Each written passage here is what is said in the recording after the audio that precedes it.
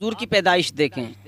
सैयदा आमना रदी अल्लाह ताला अन्हा फरमाती हैं कि जैसे जैसे वक्त गुजरता चला गया, मुझे कोई ना कोई नबी आता और ये खुशखबरी देता, ए आमिना मुबारक हो, तेरे घर में सारे रसूलों का सरदार आने वाला है।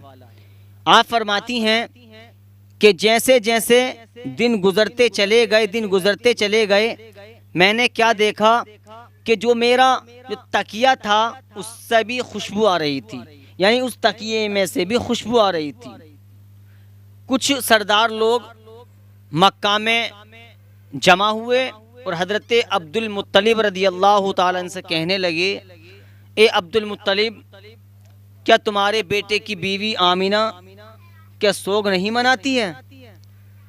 चूँकि अरब का मामूर था कि 1 साल तक गम मनाया जाता था, सोग मनाया जाता था। कहा क्या आमिना सोग नहीं मनाती, अब्दुल्ला का गम नहीं करती? हजरत अब्दुल मुत्तलिब रज़ी अल्लाह ताला ने इरशाद फरमाया, क्या हुआ? कहा हमने सुना है कि आमिना खुशबू लगाती है, सिंगार करती है, जीनत करती है, संवरती है। जब इतनी बात सुनी तो हजरत अब्दुल मुत्तलिब रज़ी अल्लाह ताला अन्हु घर आए।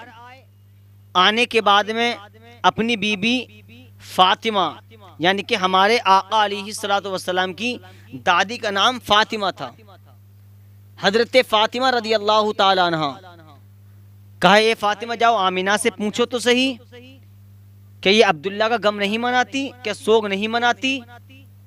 कुछ लोग आज मेरे पास आए और ये शिकायत लेकर के आए हैं कि आमिना अब्दुल्ला का गम नहीं मना रही, ये खुशबू लगाती है। तो हजरत फातिमा जो हमारे तुम्हारे आका की दादी हैं, उन्होंने कहा मैं आमिना के सामने कैसे बोल सकती हूँ, आप भी मेरे साथ चलें। हजरत अब्दुल मुत्तलिब रज़ी अल्लाह ताला अन्हु और हजरत फातिमा रज़ी अल्लाह ताला अन्हा आप सैयदा आमना रज़ी अल्लाह ताला अन्हा के पास आई और आपने कहा कि बेटी, क्या तुम्हें अब्दुल्ला का गम नहीं है?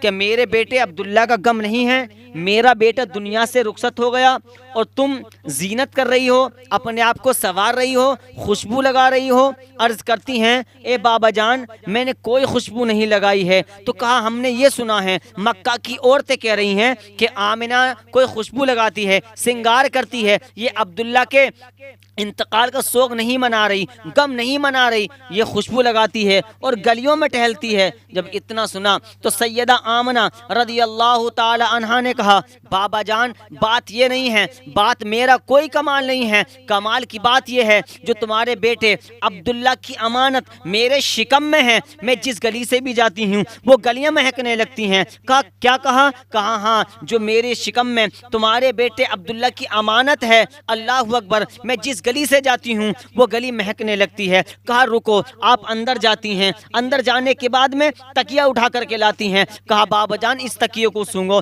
जब हजरत अब्दुल मुत्तलिब ने उस तकिए को सूंघा है, अल्लाह अकबर, वो तकिया भी खुशबू दे रहा था। कमाल किस बात का था? ये हमारे हुजूर की पैदाइश का मामला बता रहा हूँ। अभी दुनिया में हुजूर नहीं आए हैं, आमद देखो हुजूर के आने की, अल्लाह अकबर। अभी ऐसे ही हजरत अब्दुल मुत्तलिब और आपकी बीबी हजरत फातिमा रज़ी अल्लाह ताला अन्हा जब कमरे में सैयदा आमना के आई तो क्या देखती हैं कि बिस्तर ही नहीं बल्कि जो चारों तरफ दीवारें थीं वो दीवारें भी खुशबू से महक रही थीं। अल्लाह अकबर। अब आई है 12 रबीउल अव्वल, जब तारीख आई है अल्लाह कबीरा, जब हमारे तुम्हारे मुस्तफ़ा 12 रबीउल अव्वल को दुनिया में तशरीफ़ लाए हैं तो हुजूर की पैदाइश से पहले लड़कियों को नहुसत समझा जाता था। अल्लाह अकबर। औरतों को जो है बेइज्जती की निगाह से देखा जाता था। अल्लाह अकबर। पूरी दुनिया में तारीकी ही तारीकी थी। जब हुजूर सल्लल्लाहु ताला अलैहि वसल्लम दुनिया में तशरीफ लाए हैं, अब बेटियों को भी इज्जत वाला कर दिया गया, पूरी दुनिया को महका दिया गया, पूरी दुनिया चमकने लगी। फाजिल बरेलवी आला हज़रत फरमाते हैं, चमक तुझसे पाते हैं सब पाने वाले, मेरा दिल भी चमका दे चमकाने वाले।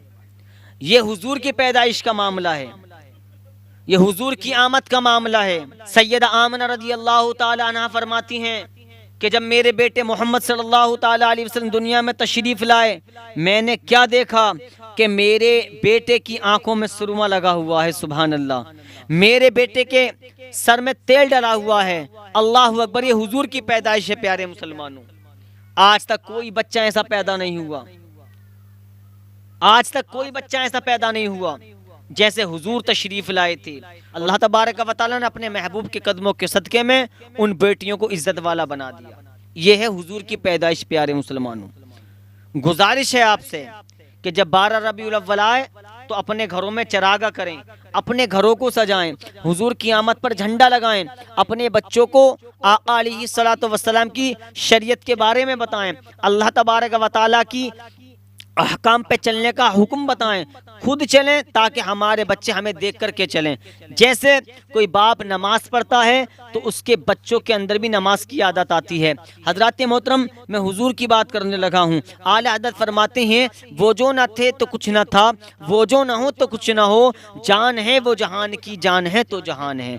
प्यारे दोस्तों, आका अलैहिस्सलातु वस्सलाम की अज़मत पर कुर्बान जाएं, आका अलैहिस्सलातु वस्सलाम की शान पर कुर्बान जाएं, और हमें वो काम करना है जो बरेली के इमाम ने हमें ये बताया। आला हज़रत फरमाते हैं, काम वो ले लीजिए तुमको जो राजी करे, ठीक हो नामे रजा, तुम पे करोड़ों दुरूद, खल्क से औलिया, औलिया से रसूल, और रसूलों से आला हमारा नबी। अल्लाह तबारक व तआला हम सबको ईद मिलादुन नबी पर घर सजाने, घर को महकाने और झंडा लगाने 12 रबीउल अव्वल पर, इन सब चीज़ों की अल्लाह तबारक व तआला हम सबको तौफीक अता फरमाए।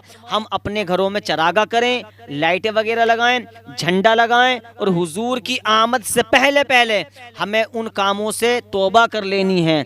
ऐसी तौबा करनी है, ए मौला हम नमाजी नहीं थे, ये इस 12 रबीउन नूर पर इंशाअल्लाह ताला हम 5 वक्त के नमाजी बन जाएंगे। हमें ये अहद करना है और फिर यही कहना है जो आला हज़रत ने हमें सिखाया है, काम वो ले लीजिए तुमको जो राजी करे, ठीक हो नामे रजा, तुम पे करोड़ों दुरूद।